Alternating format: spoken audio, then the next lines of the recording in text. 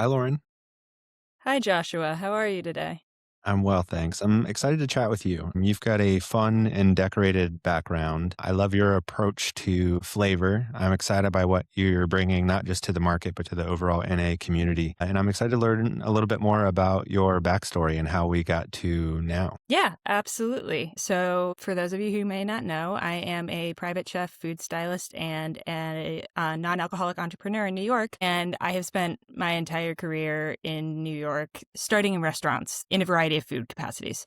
So, I was in restaurants for 6 years. And during that time, in addition to some other places, I was a member of the opening team for three high profile restaurant openings, two of which got New York Times reviews. And then on top of that, there were some Michelin starred restaurants in that collection. I burned out very quickly. I think the nature of the substance abuse that happens to people who work in the industry, whether that be like a little bit of substance abuse or a lot, definitely contributed to it for me, keep it personal. And from then, so we're 7 or 8 years out now, and I have been a private chef and food stylist ever since.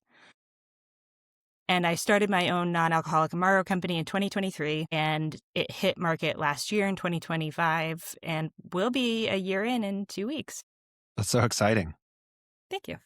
Let's walk back to those openings a little bit because I think that's where I'd like to start is to better understand how you viewed your relationship with alcohol during those openings because you bring up something great. I mean, within hospitality, it's full bore. You're on all the time. You're meant to be creative. You're meant to be, constantly creating, especially when you're opening up a place. Like it's all cylinders all the time. It's being asked mentally and physically of you. And oftentimes, like we lean on, alcohol to kind of like make us feel quote unquote normal or to just kind of like ease into finally being off or a day off or like the in between hours between openings and stuff like that.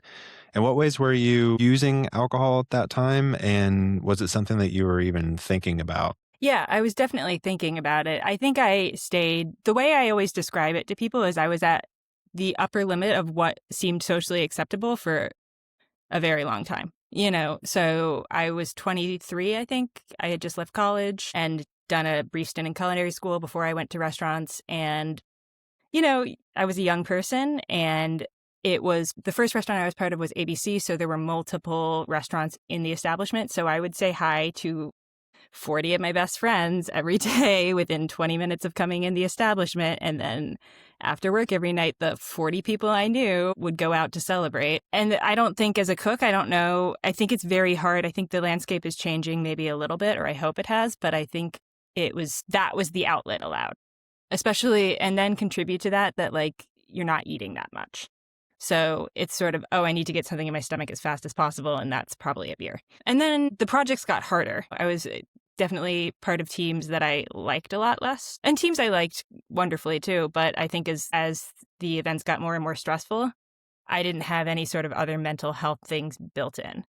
And I think just, after a half a decade of that plus college, it really started to weigh on me. Plus the fact that you kind of have a classic line cook eating disorder baked in, which is not something super talked about often, where you're not eating terribly much. So you're waking up, you're working for 14 hours, you're around food constantly, so you don't realize that you're not eating, but you're not. And then you go out and then you start the cycle over again.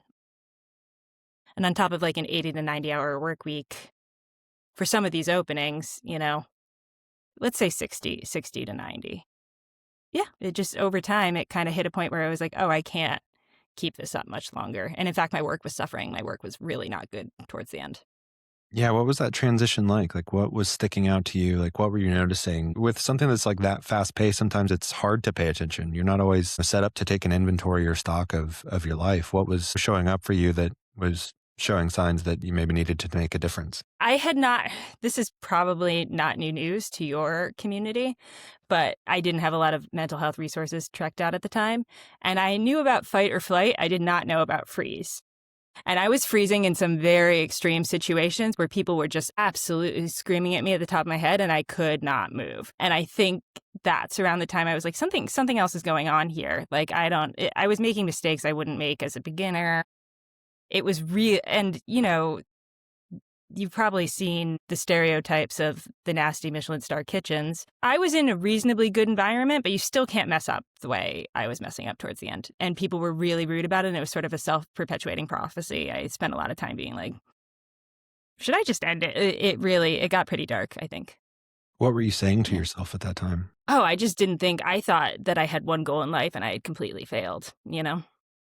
Like, I thought I really, really, really wanted to pursue. I grew up with a family where work, your work really defines your value. And I think I just wanted to pursue a goal head on as hard as I could, as fast as I could, as long as I could, and something would probably come out of it. And I was pretty lucky that I was young when I started. And so I started seeing people drop out around me. And I thought the fact that I had the longevity meant that I was going to make it in the long run. And I have made it, just in a different way than I expected. How did you start to grow out of that? How did you make a change? I couldn't do it in restaurants. I had to leave. And I kind of had a plan in that I got into grad school at NYU under the food studies program. And that was something I probably shouldn't have done, but I needed to feel like I had an excuse or a purpose or a parachute. And I started very slowly. So I paid for essentially the orientation fee. It was $2,000 to just get in and be told, welcome to NYU, and earn a credit. And I had no plan for what came next, but I met a few people who had graduated the program and were entrepreneurs and who also had a food production studio in the Lower East Side at the time. So I contacted them. I learned a little bit about the non-alcoholic beverage business, not spirits, chai. And I started being a production assistant on jobs for food shoots. And from there, I got a culinary producer role. And from there, I started helping other stylist assistants. And eventually, it kind of got to the point during COVID where it didn't make sense for me to finish my NYU degree because it was, $100,000 to finish NYU, or I could just keep doing the work I was already doing. How did you transition out of a drinking life? I mentioned this earlier, I was really obsessed with this idea of social acceptability limits. And so when I left restaurants, I said, so the socially acceptable limit is lower. It's definitely lower than it is. And I hit that metric. But I still wasn't feeling good about it. So this was 2018 or 2019. I had my first dry month. And that was hard for me at the time, but it was really revelatory and I felt so much better. But I sort of went back to drinking over that. Now, definitely less. I yodeled back a little bit. So I would take a dry month pretty much every 4 months for a few years. And then around 2023, I hit a wall in a few different ways. My partner and I went through 3 different apartments that year. As a freelancer in New York, that's a very hard thing to do because you have a difficult time proving your income. So there is a tax proving of your income. So I had to take a job on top of my private chef work. And then my partner's mother got diagnosed with leukemia, and he's Australian. So that was also problematic because there was a lot of traveling back and forth on top of just the trauma for him. So I had to ask myself, how am I going to rise to the occasion? And it seemed like the easiest thing. It was something I had been on my mind for a while. Okay, cut it off. Making up my mind was very hard, but once I made up my mind, I would say it's pretty easy. And it's worth noting, I would say I'm in the sober curious category because I still, I'm in the food and beverage scene. I like to try things. I am fortunate and I'm very grateful that I can still try things. I know that's not the case for everyone. And I'm very grateful it just doesn't hold a place in my life. So that story will resonate for some people, but it definitely won't resonate for everyone. Can you talk to me about those dry months that you would take? You mentioned that, that time off was revelatory. What was sparking in your mind at that time that you would deem revelatory? Number one, I still had problems. That was the big, this isn't the only thing. It was definitely a symptom of the problems, but I was like, oh, there's so many things I need to grow in this and that. So I think that was really huge for me. 2, I was also using alcohol as a permission slip to rest, where it was just this is when I tap out. And I think that's still a lesson I'm ongoing is when is it socially acceptable to rest? Is it socially acceptable when I'm on my phone? When do I decide that it's okay to walk away? The answer is it's always okay. But so I would say that those were the 2 sort of emotional shifts on top of just physically feeling so much better. But I couldn't use it as a crutch or as an excuse to not exercise or something like that. Rather, I I couldn't be like, oh, I'm not exercising because I had 2 drinks last night. It's like, oh, I'm not exercising because I don't want to exercise. And like, that's totally okay. And I can work on that later. Yeah, you're right. So much of it is like it is just a part of their overall shift. Were you and have you introduced mental health resources into your life now? Like, what have you kind of like plugged in to replace what alcohol would sometimes mimic? I rotate through a modality of things. I would say around the time I did my first dry month, I found breath work for the first time. At the time, that really blew my mind, and I liked to do it in groups with people. I do like to incorporate it in now. I like to incorporate it in now just as a thing I do in my bed at home. I don't necessarily like to do it in groups anymore. Also, which came before it, I would say around the time I started knowing I had to leave restaurants, I took my first transcendental meditation class. That was really great. I have dabbled in therapy when I am health insured. I think it's a great resource for some people. I think that if you find a really good therapist, stick with them. My brother has a really great relationship with his therapist. He, has gone the distance with him. I love it. I don't think it's the only way to attack issues. I love a good relationship with a psychic. I have a really good relationship with my tarot reader.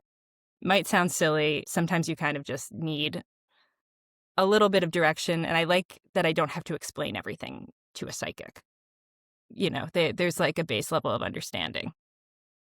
I don't think it's silly. What is said in those that you pay attention to? Just certain things about my personality where it's like, for instance, the first psychic I went to or the Reiki practitioner, they were like, you need a lot of space. And I was like, I'm so glad I don't have to explain to someone that I need a lot of space and I didn't have to go through 3 sessions to get here. Or I guess the foil of that would be my last conversation with my therapist, who was wonderful. I was just losing my health insurance and the time was up. I said, are there kind of any parting words you had for me? And she said, you really need to do the thing and not live in regret of not like pursuing the thing you want to pursue.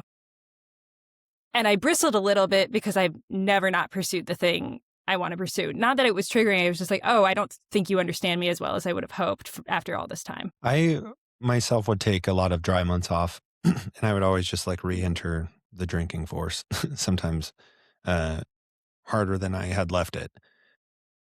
And until the final one in October of 2017, I took stock and inventory of like how I felt, which was something that I never paid attention to. I was like, this is day one. This is the last day. I'm not really thinking about it. I viewed it as something that I was removing from my life and not looking at it as what I set to gain from its removal. Were there anything that stuck out to you when you started paying attention to how you felt in the absence of alcohol? Oh, 100%. And thank you for that insight. I didn't mention I'm a big The Artist's Way person, so I do the 3 pages in the morning most days. But I got hobbies again. I really started to explore my interests beyond that. And some of those were hobbies I had as a teenager. So I got back to throwing ceramics on the wheel, things like that. I read a lot more. I don't find socially that I miss it at all when I'm out. In fact, it's made me so much more confident in my social interactions. So there's a lot of things I'm gaining, but I think I've truly gained connection in a way that I thought was there before, and it wasn't. Like, I think it's just a lot easier to actually have a conversation with somebody as a result. So those are probably the 3 big things. Can you say more about the connection? Because I'm with you. I felt like when I was a drinking person, like felt that I needed alcohol to gain that connection, that I needed it to build the bridge. But then I never really paid attention to, what was being said after. Like connection now just seems like 20-fold to what it was when I was drinking because I'm present. There's a different confidence in how I show up to just introduce myself even. And I think setting the tone of just, hi, this is who I am, instead of it just being about the drink first. I think that that's a really huge part of it. I also am historically a very fast drinker of water. If I'm at the bar getting 3 hop waters, I'm going to go through them pretty quickly. And that's kind of just part of who I am. And now I'm not constantly self-editing. Is it enough? Have I had too much? Like, am I doing this? It's not about me. I can actually pay attention to the other person and respond to what they're saying as opposed to editing myself constantly, I think. Yeah, I am a self-proclaimed chug thug. What you can't see across my computer is my 5-gallon water tank that I have in my little office that I replace every single week. Gotta do it. What a blessing to be hydrated. Yeah. How does it change the way that you go out? Are you, I mean, my favorite beverage is water and sparkling water, but I still really like exploring non-alcoholic menus. Are you excited by that? Is that something you're looking at when you're dining out? For sure. 100%, especially as a non-alcoholic spirit founder. I'm always really intrigued to see what's happening on the scene. And I'll say, even just anecdotally, as somebody who's observing it, because I sit at bars a lot to chat about my product. And on a Tuesday night in November at Italy in Soho, I saw 6 cocktails made in 20 minutes, and 4 of those cocktails were the same non-alcoholic cocktail that I ordered. So it's a larger movement than people are giving it credit for. I am grateful to see it not be an afterthought. I think people are taking it really seriously. I'll say I saw the same thing on a patio in the summer. There were probably a half a dozen non-alcoholic margaritas surrounding me. Yeah, I think the reason I like to focus on Amaro specifically is I think it's in the space where sometimes tequila is, one, either triggering to people who identify as alcoholics, even if it's a non-alcoholic tequila, and two, I think often it isn't necessarily satisfying for people who are looking for that burn. So I think like the herbal root is something that holds a lot of appeal because it feels very adult. But the herbal root is interesting because it holds a lot of appeal because it still feels really adult, but it also feels like its own category. Yeah, I'm with you 100%. When I removed alcohol, the only craving that I had was like of something bitter. When I quit drinking in 2017, like there weren't much, if anything, available to me. Like my go-to cocktail, because I knew I could get it in a bar or a dive bar or a bowling alley, was grapefruit juice and tonic. And that was bitter for me. It was, it got me through. It looked like a cocktail. They got to make me something. But I love the category of the non-alcoholic Amaro. It's like, I bring it back to my bartending days. When I was a bartender, it was my role to find the best of something. And if I'm served a like literal diluted version of something like tequila or bourbon, like immediately triggers, this is not great. Like this is one of the worst if you were to put it side by side of like what I were judging in my past drinking self. But Amaro, I don't necessarily have that. And I feel like the category is much more wide. You can go in like the more floral, you can go in the more chocolate. Like the spectrum is huge. And especially from like a bartender perspective of like creating non-alcoholic cocktails, like it just seems more Wild West. It seems like the bartender can apply their own creativity to it in a way that just kind of like the non one-to-one switch for non-alcoholic like tequila and whiskey works. What is it that you were looking for in creating this product? Did it come from a place where you thought it was missing, or did it come from a place of like, this is territory that I want to add to? That's a great question. I don't think I necessarily started out to make a product, for what it's worth. I like herbalism. I was digging around with extractions in my kitchen. I started it during a dry month before I quit drinking. I quit drinking 6 months after I made the first bench batch of Flora. I mean, Pathfinder's on the market and it's greatly respected. This is very different from that, but I think it's for the same sort of people who would like that sort of thing. I wouldn't discredit the people who are already out there doing things and, say there was nothing out there. I do think it's part of a dialectic and a conversation and sort of a tweaking. It's also very much so its own thing. So I don't think it necessarily stomps on anything else that people are doing out there.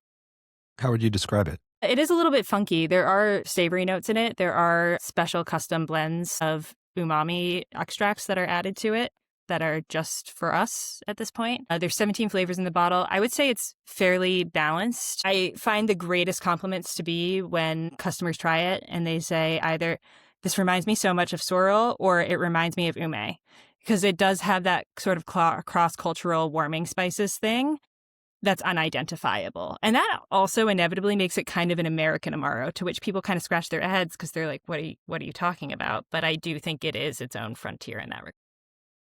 How did you come to find this flavor profile? How many iterations do you think you had to go through? I am definitely not a perfectionist.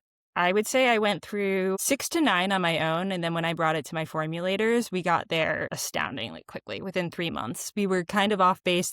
There's sort of a calibration period where they're making sure that things go together. And there was a moment at which I veered off course. I remade the bench, and I was like, we have to get closer to this. And it's never going to be a perfect one-to-one, but they understood what I was getting at, and I was done. So, yes, it took a long time in that it just takes a long time to get anything done and samples in, but I would say actual work time, it was probably 6 weeks of me fooling around while I still had work and other jobs, plus, like, the time it takes to make the extracts, and it probably took them about 3 months once they got rolling.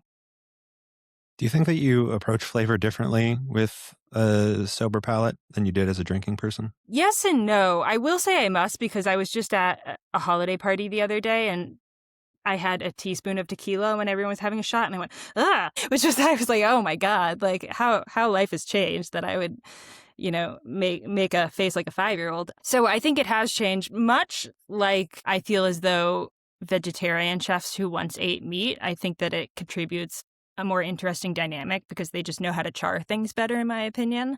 So I do think having drank helps a lot, but I do think it inevitably does round out some um, things that I just don't have patience for anymore.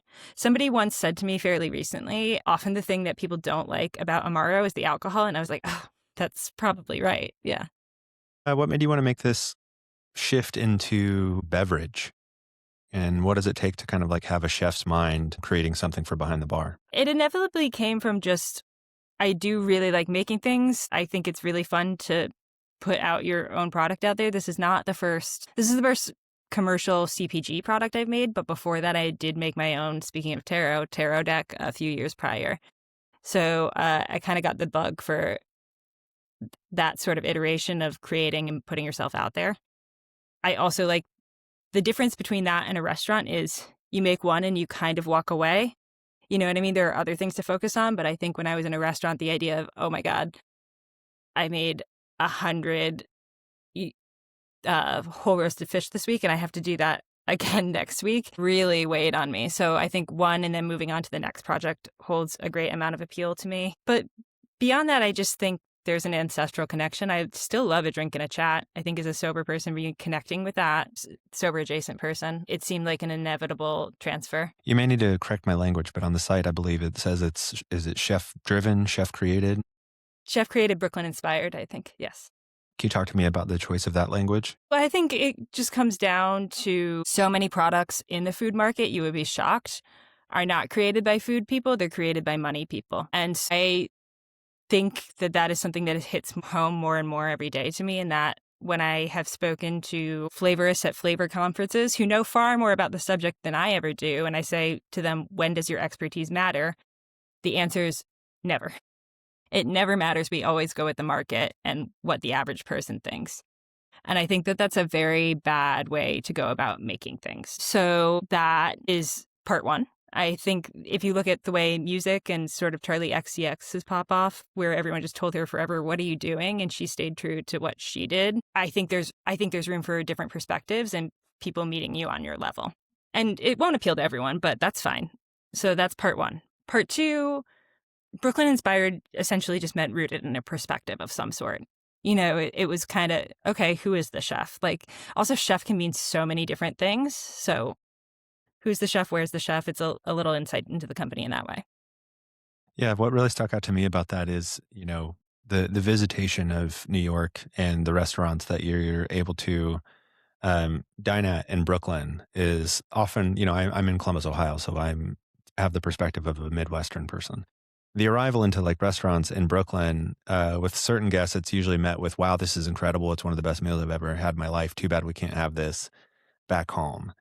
And when I saw that on your site and read more into the product, it kind of like, it was viewed to me as something as like, I could pick this up in Brooklyn. I can take this back home and kind of like relive that experience. So that was something that really stuck out to me as exciting. Oh, I love to hear that. And I will say there's so many good other Brooklyn Amaro brands that are alcoholic, and I love to follow that tradition because it's funny. I hadn't thought of it that way until you said it, but I do think of their brands that way. So it's cool to be, following the footsteps of that in some regard. What do you hope that bartenders do with it?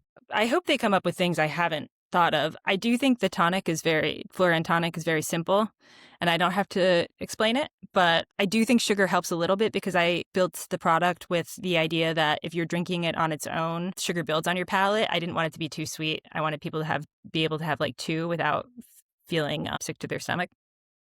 So I think a sour is a really great application. I would really like to see more shaken cocktails that get a little foam on them because it does whip really well. Sours are really great. I think Jungle Birds are really great. I've seen espresso martinis that work for it very well. Yeah, I'd love to see Jungle Bird applications, but I'd love to see what other people come up with. I can't wait to see it take off in that regard. Are you or chef friends using it within food as well, whether in edible recipes, or have you done anything pairing wise with it that's exciting? I think it's really great in an affogato. So that's a killer way to go about it. Beyond that, I haven't gotten to explore so much yet because I rarely get to cook the sort of things I want to for myself. And my friend is using it for their dinner party as an aperitif this end of next month. So it will be part of supper club rotations.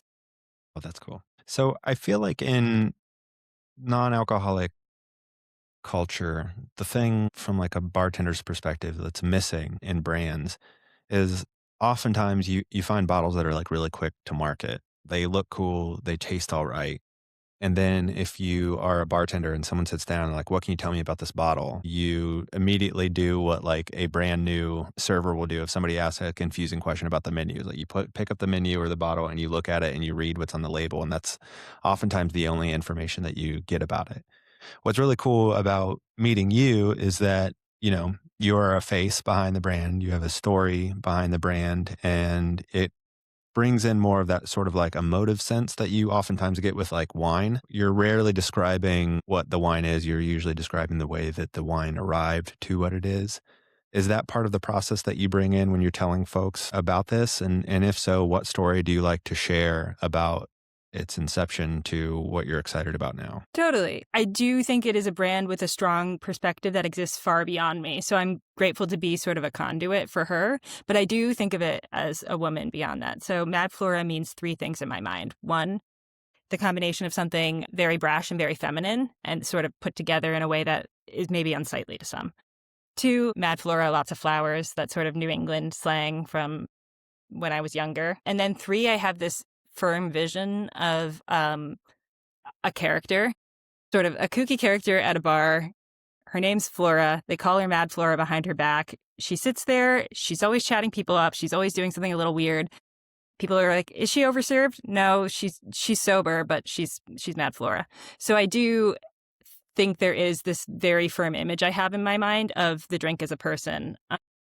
And then I have a plan for many other SKUs, and they're all sort of named after scorned or wronged women in that way. A longer tradition of things that are sort of maybe slightly off-putting in some way. Or I think the greatest compliment you can give something is not like, "Oh, that's delicious." Like, "That's interesting. Can I have a little more?" The first time I had mochi or something like that, where I was like, "I don't know if I like that." And then I had 6 of them walking around the market. I love that. Can you talk to me about the design behind it? What was your thought process going into having it look the way that it does?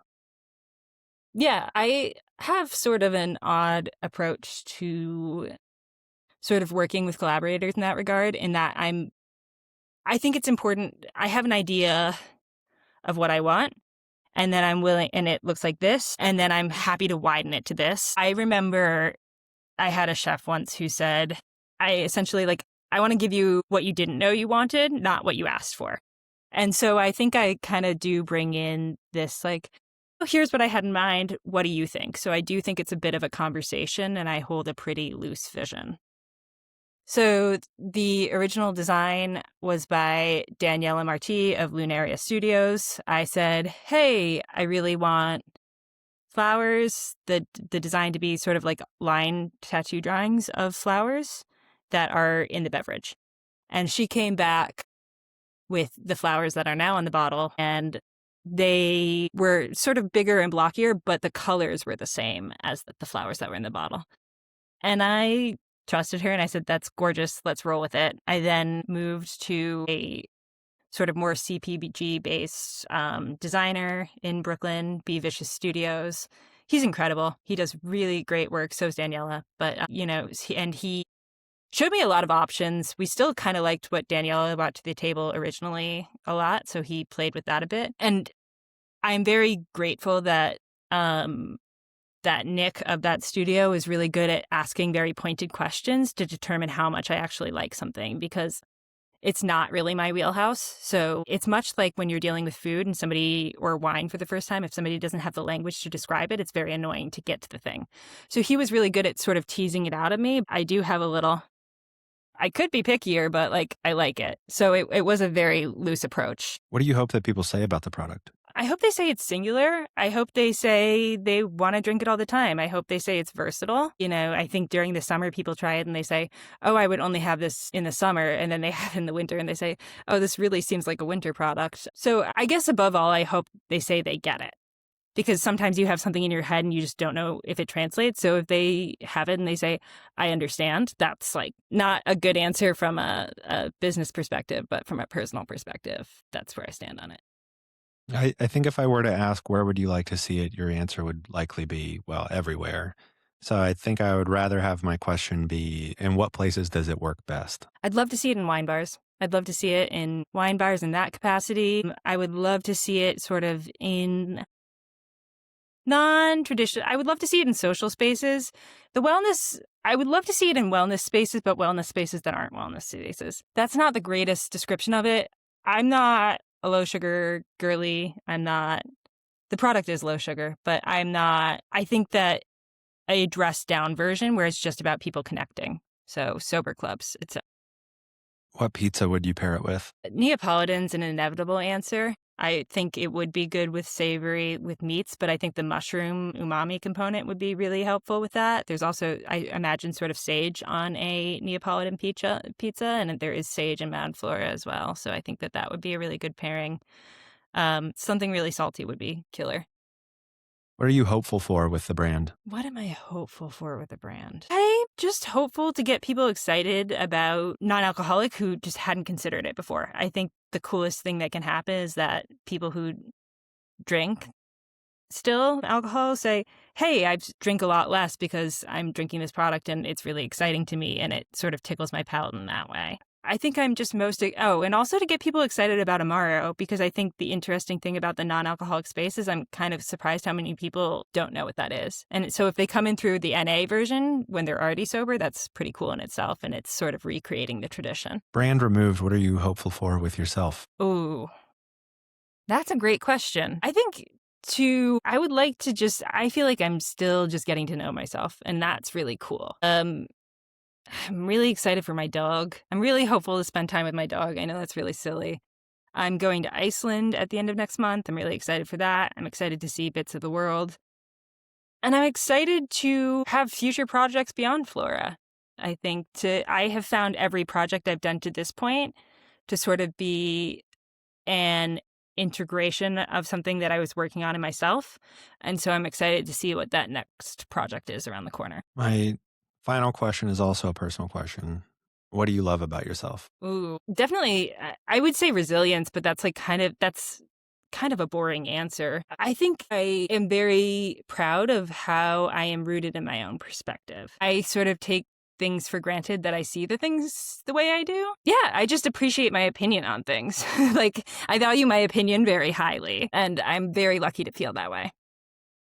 And thank you for that nice question to reflect on.